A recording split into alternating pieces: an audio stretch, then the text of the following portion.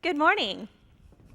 Welcome, everybody. My name is Michelle Bonniwell, and I'm the Director of Children's Ministries here at the Water's Edge.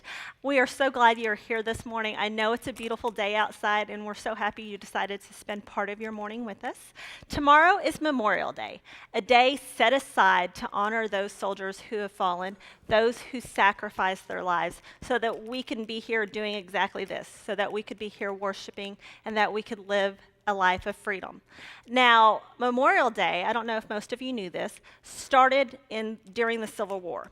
It was a way to honor those who had fallen during that war, and it started out being called Decoration Day. And they would do just that. They would decorate the graves of the soldiers to honor them. And today, that tradition is actually one that still remains. You often the days leading up to Memorial Day, you will see people going out to the national cemeteries and decorating with wreaths and flags. Now, another tradition some of you guys may remember, and some of you may not be familiar with this, is the red poppy. How many of you guys have seen those? I actually have one. Someone gave me this morning. I left mine at home, and they had one on their purse. The red poppy started a while back as a way to also honor those who had died. And over the years, it kind of morphed into something that the veterans of foreign wars took over. And now the veterans in the hospitals actually make these poppies, and they are sold for a donation, and that money goes to help those veterans who are disabled. Now, when I was a little girl, my dad made sure every Memorial Day he had a poppy. And some of you guys have heard me talk about my daddy before. My daddy is 93 years old. He is a veteran of the U.S. Air Force. And so it was always very important for him to find a poppy.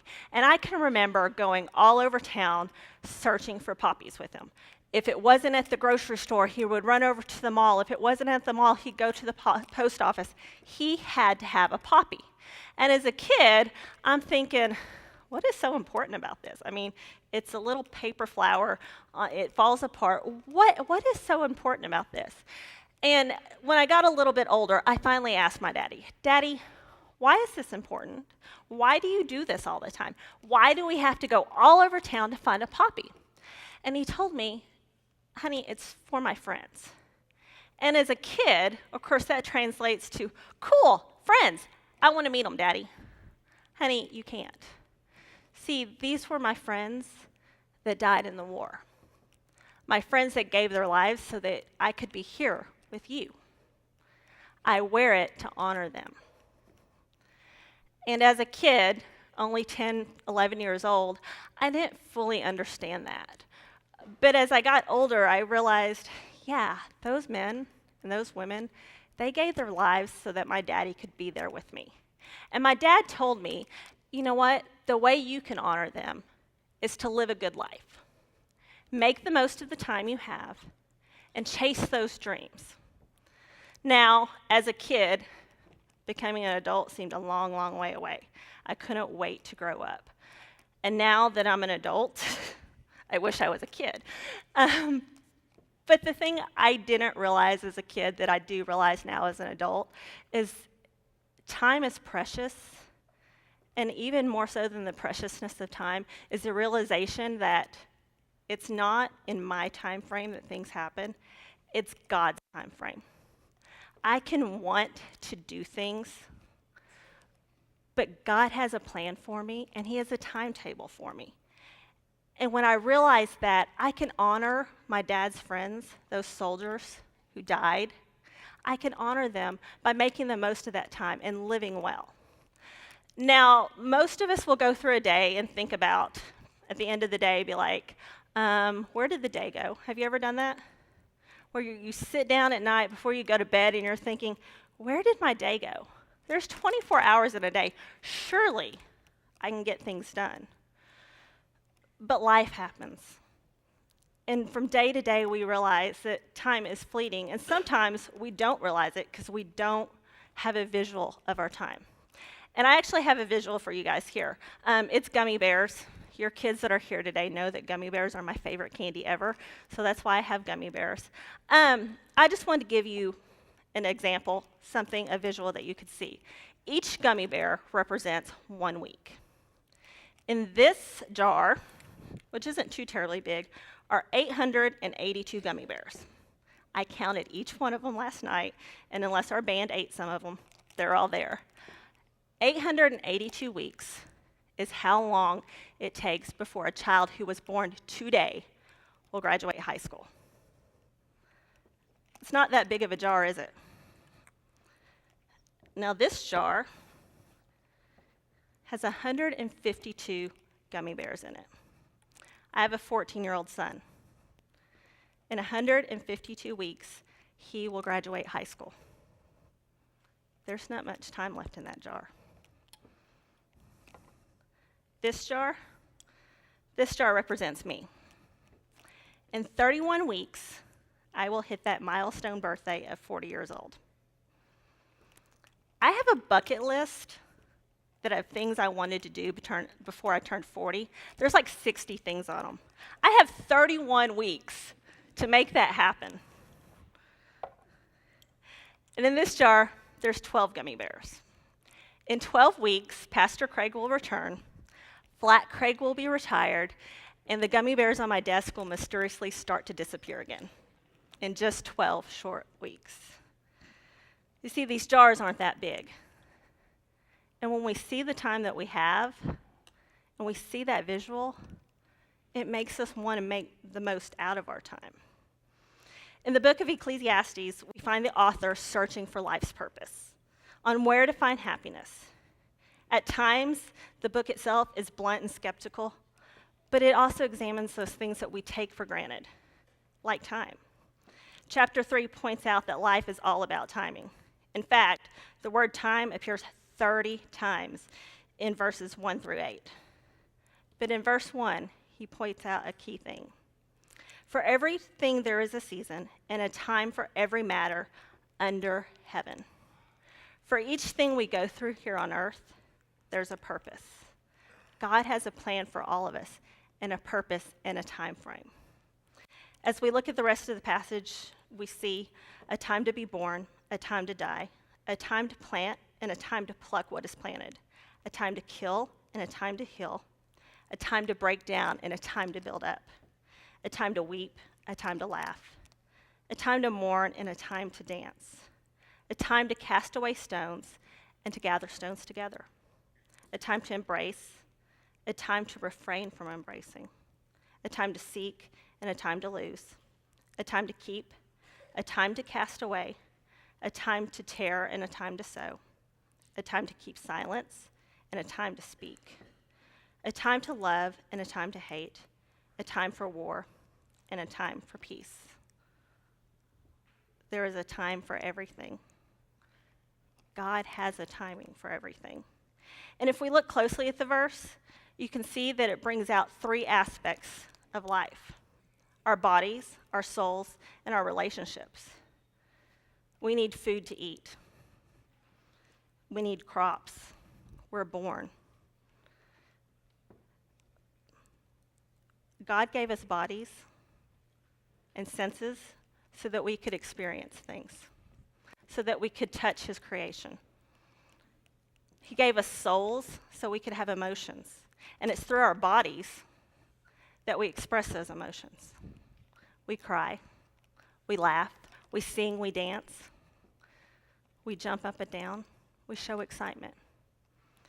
And it's a combination of our bodies and our souls together that help us build relationships with one another, that help us connect with one another. When we realize that time matters and that God's plan for our lives is unfolding with each passing minute, we can take a step back and look at our lives and begin living in a way that honors and celebrates those before us. And while Memorial Day focuses on those soldiers who gave their lives for our freedom, we must also remember that the way we live our lives must also be in celebration and in honor of the one who died so that we may live, Jesus. So how do we do that? We live and we love so we can create a legacy for those after us. Let's start with living. The one thing we can probably all agree on is that life changes. How many of you guys are the exact same today as you were yesterday? Anybody? I'll be honest with you, I'm completely different. Well, not completely, but my hair's a completely different color than it was yesterday. Life changes. It really is. This is what I do at 9:30 at night. Life changes. That's the one thing we can be sure of. In We Kids last month, we've talked to the kids about contentment, being happy with what it is you have and not focusing on the things you don't have. Well, contentment carries over into change. We have to be content knowing that change is going to happen, and that change happens for our own good. We can't pursue other things in life without change. We can't pursue what it is God has planned for us without change. In a course of 4 years, my family moved 4 times. 3 of them were major moves to different states or back and forth between some states. 1 of them was just across town. But with each of those moves, change happened. And the first time we moved from Texas to Arkansas. Now, I grew up in Arkansas. Most of you know I consider Texas home, but really, I grew up in Arkansas. Well, when we were leaving Texas, I was mad. I was angry. I had a job I loved at a church I loved. My son was happy in his school. We had this amazing group of friends. I did not want this change to happen. Fast forward to a couple of months before the move, I found out I'm pregnant. So not only are we making this major move after living in Houston for so many years, but we have a new baby on the way. I'm leaving my support system. When we got to Little Rock, we moved into what our family refers to as creepy house. You see, with railroad moves, sometimes you don't have much notice before they tell you you're going and you need to get there. So sometimes you have to find a house sight unseen. Well, I had lived in Little Rock before, and so I kind of knew the area. So I found a house online, great area, knew the neighborhood, knew the schools. Let's do this. It was the creepiest place I'd ever seen. Like, the pictures they showed online were of 2 rooms of the house and outside on the lake. So it looked gorgeous. We never unpacked. We lived there for 2 months out of boxes. And for the most part, it was just my son Wolf and I. Shane had to go back to Texas for a while. And while this move was something I didn't want, looking back, I can see God's plan unfolding. Because it was during those 2 months in Creepy House that Wolf and I built a stronger relationship. When you don't have things unpacked, you tend to spend more time together. We did those things that, as parents and children, we should do together.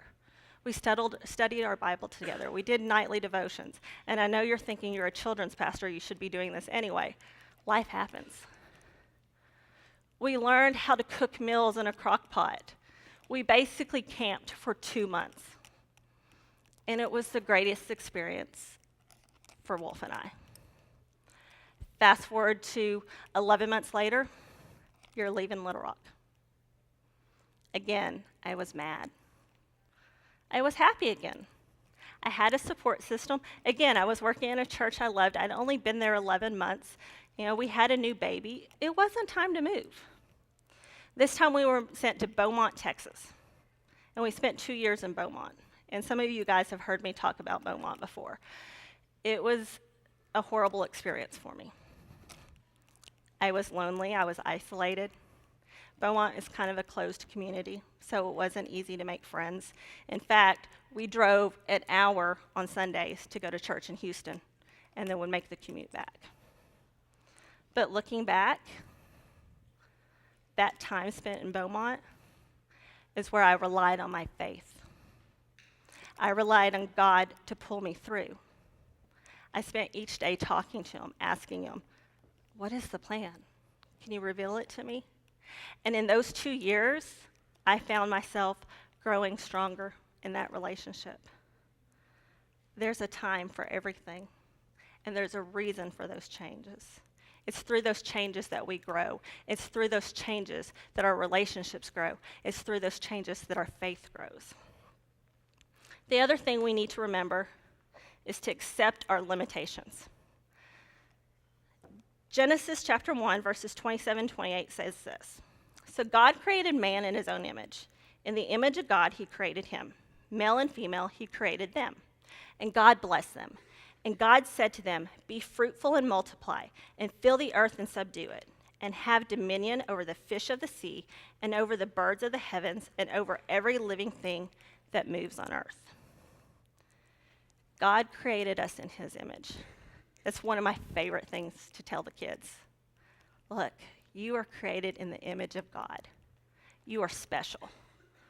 But while we were created in the image of God, we are not perfect like God. God can do anything. We can't. But if we're created in the image of God, why can't we do everything? It's part of his plan. See, God put limits on us so that we remember to rely on him. When we're weak, he's strong. When we feel that we can't get up, he's there to carry us. When we don't have the answers, he does. God put limitations on us so we realize that we need him, and so that we will turn to our Father in those times. The other thing we need to remember about living is that we need to nurture ourselves. You can't feed others if you're not feeding yourself. How many of you guys have ridden on an airplane before? Most of you? Okay, I have a horrible fear of flying. It's my opinion that if God wanted us to fly, we would have wings like birds.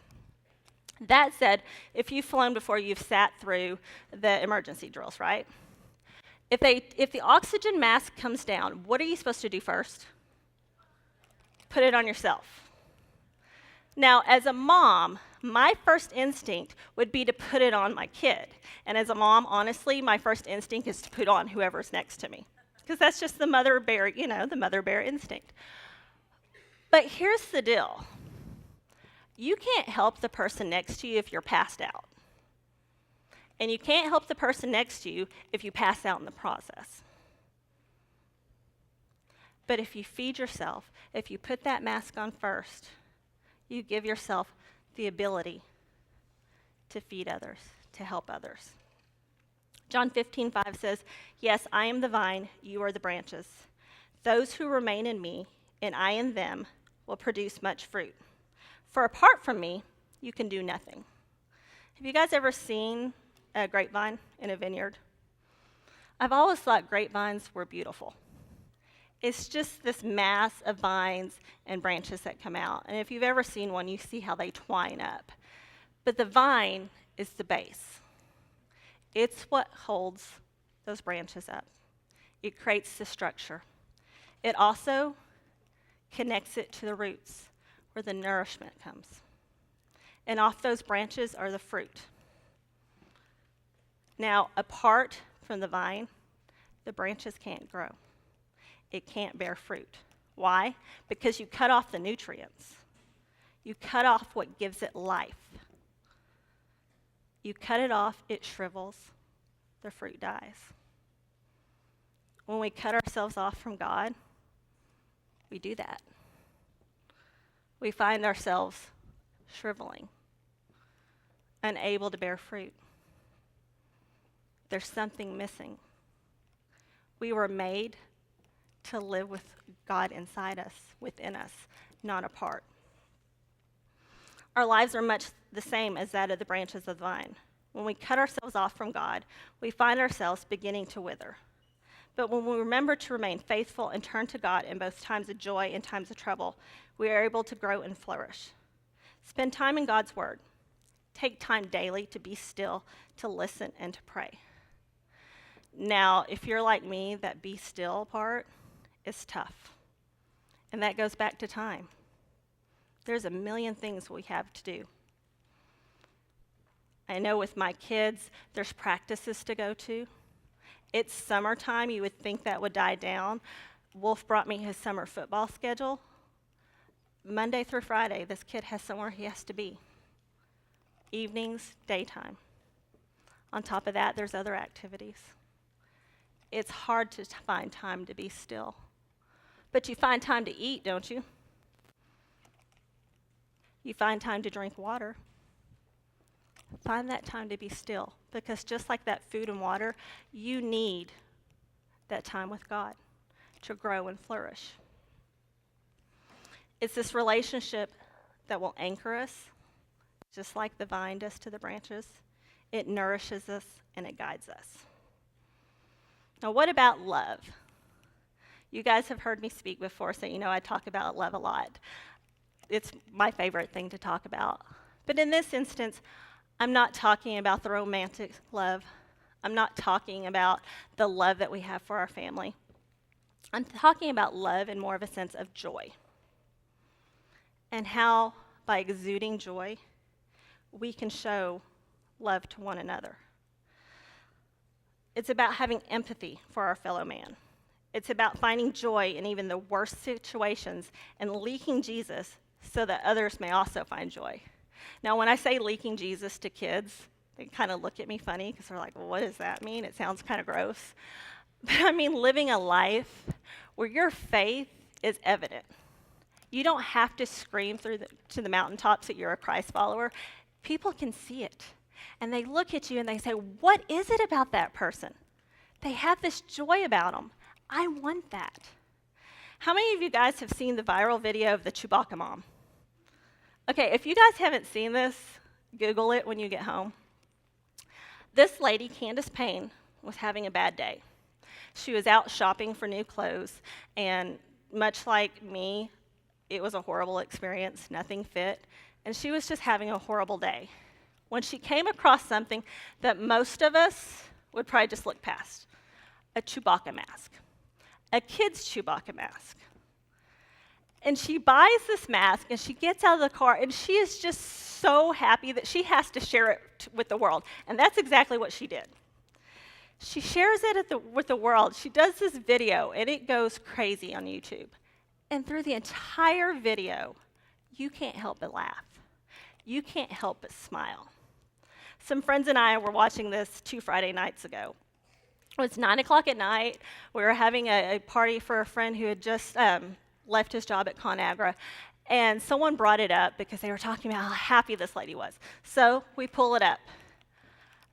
There was not a person in the room who wasn't laughing.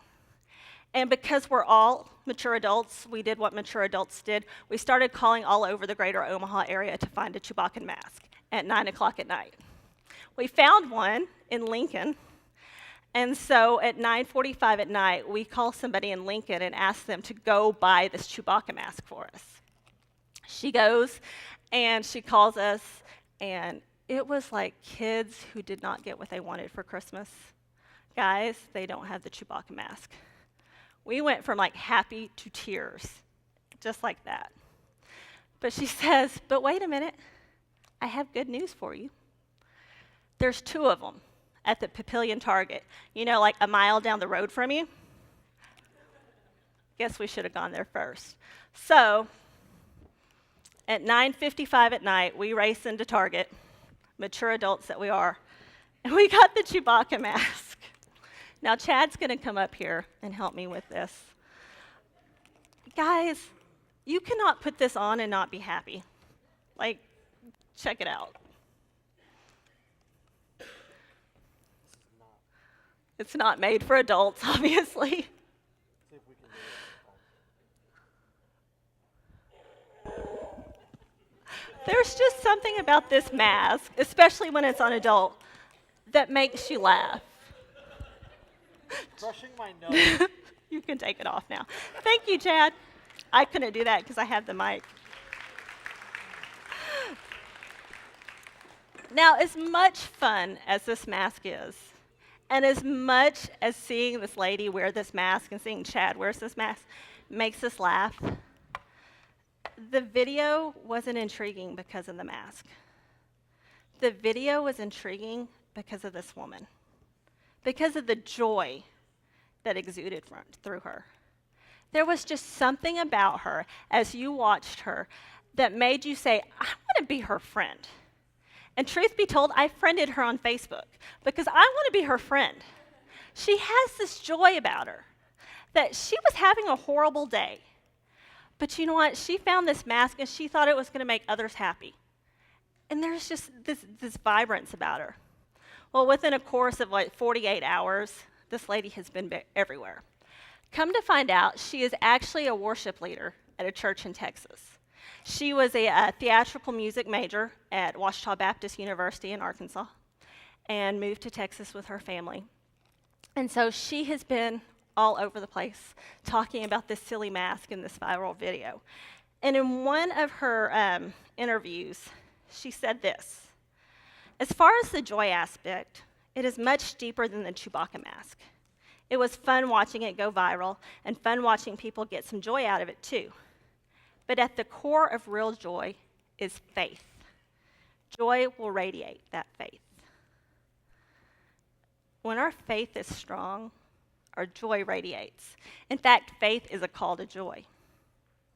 At the end of the day, you know that no matter what happens, there is a purpose and a plan for your life. And you know that it isn't here on earth. No matter what happens to me, no matter what trials I go through, I can have joy knowing that one day I'm going to live in heaven. I'm going to spend eternity with my Father. And if that's not something to have joy about, I don't know what is. Find joy in everything and exude that joy to others. Yesterday, I decided to make a trip down to the Old Market. I completely forgot that on Saturday mornings at the Old Market, there are 1 million people there. And so I decided to navigate into one of the parking garages and get a space. Well, I have my windows down, I'm singing, and those of you who've heard me sing before know that's a bad thing. But, I'm just minding my own business when I pull up and there's this truck trying to get out. And he's a big 4-door extended cab truck, and he's parked in a straight space. Well, there's another truck that's parked at an angle, and it's the exact same truck. And so every time this guy tries to back out, he pretty much hits this other truck. And it's going back and forth. It's going back and forth.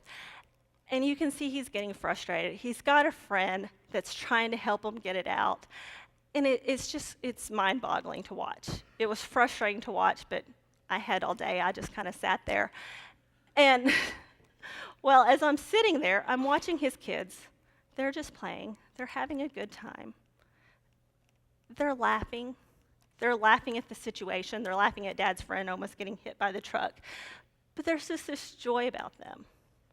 And then as I'm sitting there, this other car comes through, and I realize, I need to move because I'm blocking the entire entrance. And again, I have my windows down, and the guy gets right up to me, and he begins saying some things that I cannot repeat in church. It turns out I had pulled in a do not enter. Yeah. If you work for Parkey in Omaha, you might want to raise those signs up. I didn't see the sign. Quite frankly, I probably wasn't paying attention. So this guy is explaining to me in some very unkind words that I am in the wrong. And we're stuck. Like, there's cars in front of him. I can't go anywhere. And I'm thinking, this is a bad situation. I'm by myself. So I just look at him and explain to him, I'm sorry, I had a ditzy moment. I wasn't paying attention. And then I look at him and give him this big goofy smile and said, but I hope your day gets much better, and this is the worst thing you have to deal with all day long. And he starts cracking up laughing. And he just gives me a smile and then pulls off. You know what? It was a bad situation, but there was some joy in it. I was able to make that guy smile. My ditziness was able to make him smile. Joy isn't just about happiness. It's not just about laughter. Our very faith is a call to joy. And when we experience true joy, the joy that comes in knowing and accepting the sacrifice made for us at the cross, the joy that comes from realizing that while we may go through trials here on earth, in God's time, we'll leave our earthly homes to live eternally. It radiates around us. It drives us with a passion to help others, to do good, to want to spark joy in others by sharing our faith, not with just our words, but the way we live our lives, by the legacy left for those after us. And this is where we get to legacy. Ecclesiastes 3:9-11 says, "What gain has the worker from his toil? I have seen the business that God has given to the children of man to be busy with. He has made everything beautiful in its time. Also, he has put eternity into man's heart. yet so that he cannot find out what God has done from the beginning to the end. In the beginning of chapter 3, each line contains an element of good and bad. While we don't always understand the times of struggle and hurt and why they happen, they're necessary for growth. God doesn't shield us from bad things, but he's there to walk us through it. When we think about the soldiers who lost their lives, those that we're going to celebrate tomorrow, we can't help but feel a certain sorrow. These are men and women who may not see their children grow. Men and women whose time here is gone. We feel anger and despair about war. We wonder why we have to have the horrors of war. And we don't understand. But there's a beauty to it. Within the darkness of war, there's also beauty. Those acts of kindness that often go unheard of until much later. God makes everything beautiful in its time. Not our time, his time. And often that beauty is not something for you and I to see. It's something our children and their children will see. It's a legacy that will live on long after we've been called home. It's the beauty found in stories like that of Nicholas Winton. Have you guys heard of him before? He's actually a civilian. He wasn't a soldier. But his story happened during wartime. He was actually, I believe, an accountant in London. He was an accountant in London. And instead of taking his normal holiday, like most people would do, he chose to go to Czechoslovakia because he had heard of the horrors of what was going on over there. And he wanted to see it firsthand. Not what most of us would do with a vacation. While he was there, he noticed all these children. And it broke his heart. Because these children were going to go to concentration camps. And you and I know what happened in concentration camps. Once taken there, these kids would never have a chance. So he came up with a scheme. And that's exactly what it was. It was a scheme to save these kids. He put ads for orphanages in different papers. And somehow he got the German government to buy into this. And so instead of these kids going to concentration camps, their parents were able to turn them over to these orphanages. He did this without telling anybody what he was doing. His family didn't know. His closest friends didn't know. The only people he had in contact with was government officials. And over the course of several years, he saved 669 kids. Quietly, without fanfare. And it went unknown for years. In fact, it wasn't until his 105th birthday that people found out what he had done. Some of the kids who had been saved due to his efforts began doing research. And they found out who was behind this. And so on his 105th birthday, 100 people that he did not know stood up and said, "We are your legacy. We're the kids you saved." And because of those 669 kids that he saved, roughly 6,000 people are alive today. He didn't see the beauty in it then, but the beauty can be seen now. The beauty of war, it's there. There's a beauty in everything. There's a purpose for everything. Our lives can be a testament to those who have sacrificed their lives so we may be free. A testament to my father's many friends, the soldiers who died so my dad could be here with his kids, so that he could fulfill their legacy and leave one of his own. The soldiers who died so that you and I can come together today to worship. And at the end of the day, our lives and the way we love can not only honor them, but also the one who died for our sins. The one who died so that we may live. the one whose life was sacrificed so that we may find and share joy, the joy found in knowing him. Will you pray with me?